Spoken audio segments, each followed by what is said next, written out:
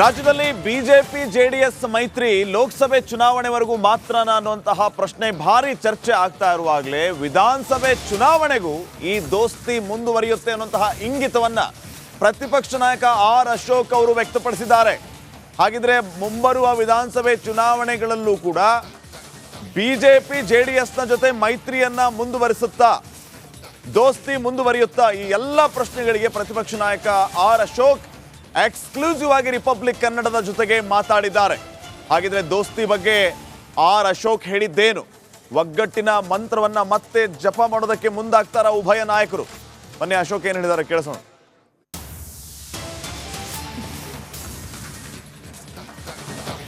Fine. ಮತ್ತೊಂದು ಕಡೆ R Ashok ಅವರು ಒಗ್ಗಟ್ಟಿನ ಮಂತ್ರವನ್ನ ಜಪಿಸ್ತಾ ಇರೋದು, ದೋಸ್ತಿಯನ್ನ ಮುಂದುವರಿಸುವ ಇಂಗಿತವನ್ನ ವ್ಯಕ್ತಪಡಿಸಿದ್ದಾರೆ.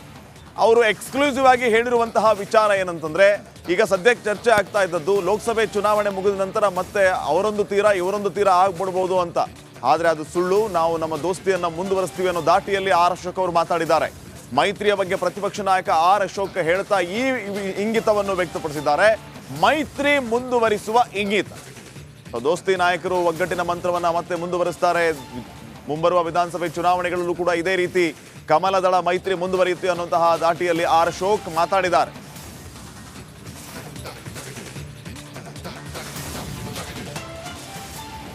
ಈ ಬಗ್ಗೆ ಇನ್ನಷ್ಟು ಮಾಹಿತಿಯನ್ನ ನೀಡ್ತಾರೆ ಪ್ರತಿನಿಧಿ ಸತೀಶ್. ಈಗ ನೇರ ಸಂಪರ್ಕದಲ್ಲಿ ಜಾಯಿನ್ ಆಗ್ತಾ ಇದ್ದಾರೆ. ಸತೀಶ್, ಆರ್ ಅಶೋಕ್ ಅವರು ಮತ್ತೆ ಈ ವಿಚಾರವನ್ನು ಹೇಳ್ತಾ ಇರೋದು, ಈ ಹಿಂದೆಯೂ ಕೂಡ ಇದೇ ದಾಟಿಯಲ್ಲಿ ಅವರು ಮಾತಾಡಿದ್ರು.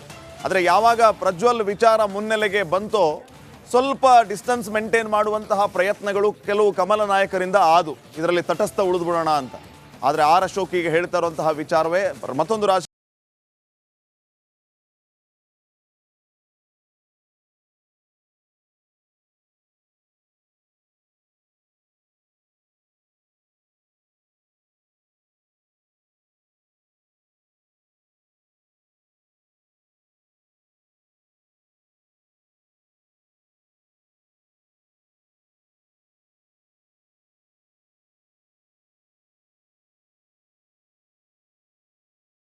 ಆಯಾಮಕ್ಕೆ ಕಾರಣ ಆಗ್ತಾ ಇದೆ.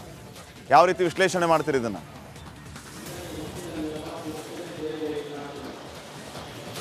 ಶ್ರೀಪಾದ್, ಕುಮಾರಸ್ವಾಮಿ ಅವರ ದೂರ ಮುಂದಾಲೋಚನೆ ಇದೇ ಆಗಿತ್ತು. ಯಾವಾಗ ಮೈತ್ರಿ ಜೊತೆ ಅಮಿತ್ ಶಾ ಅವ್ರ ಜೊತೆ ಮಾತುಕತೆ ಮಾಡಿದ್ರು ಈ ಹಿಂದೆ ಲೋಕಸಭೆ ಚುನಾವಣೆಗೆ ಮುನ್ನೆ ಏನು ಮೈತ್ರಿ ಮಾತುಕತೆ ಆಯಿತು, ಆ ಸಂದರ್ಭದಲ್ಲಿ ಕುಮಾರಸ್ವಾಮಿ ಅವರು ಇದು ದೂರ ಇರಬೇಕು, ಅಂದರೆ ನಿರಂತರವಾಗಿ ಮೈತ್ರಿಯಲ್ಲಿ ಇರಬೇಕು, ಎನ್ ಡಿ ಎ ಮೈತ್ರಿ ಜೊತೆಗೆ JDS ಇರಬೇಕು ಅನ್ನೋ ಒಂದು ನಿರ್ಧಾರವನ್ನು ಮಾಡಿಕೊಂಡೇ ಕುಮಾರಸ್ವಾಮಿ ಅವರು ಈ ತೀರ್ಮಾನ ಮಾಡಿದರು. ಅದಕ್ಕೆ ದೇವೇಗೌಡರು ಕೂಡ ಒಪ್ಪಿಗೆಯನ್ನು ಕೊಟ್ಟರು.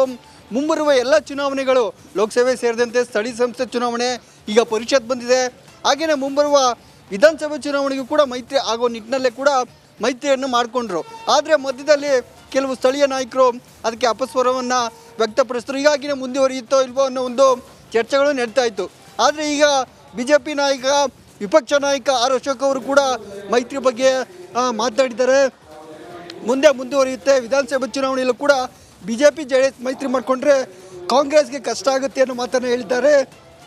ಹೀಗಾಗಿನೇ ಮುಂಬರುವ ವಿಧಾನಸಭೆ ಚುನಾವಣೆಗೂ ಕೂಡ ಈ ಮೈತ್ರಿ ಮುಂದುವರಿಯುವ ಮತ್ತೆ ನಿಮ್ಮನ್ನ ಸಂಪರ್ಕ ಮಾಡ್ತೀನಿ. ಈಗಾಗಲೇ ಈ ವಿಚಾರಕ್ಕೆ ಸಂಬಂಧಪಟ್ಟಂತೆ ಭಾರಿ ಚರ್ಚೆ ಆಗ್ತಾ ಇರೋದು, ಆರ್ ಅಶೋಕ್ ಅವರು ದೋಸ್ತಿಯನ್ನ ಮುಂದುವರಿಸ್ತೀವಿ ಅನ್ನುವಂತಹ ಮಾತನ್ನ ಹೇಳ್ತಿದ್ದಾರೆ. ನೋಡೋಣ ಮುಂದೆ ಏನಾಗುತ್ತೆ ಅಂತ.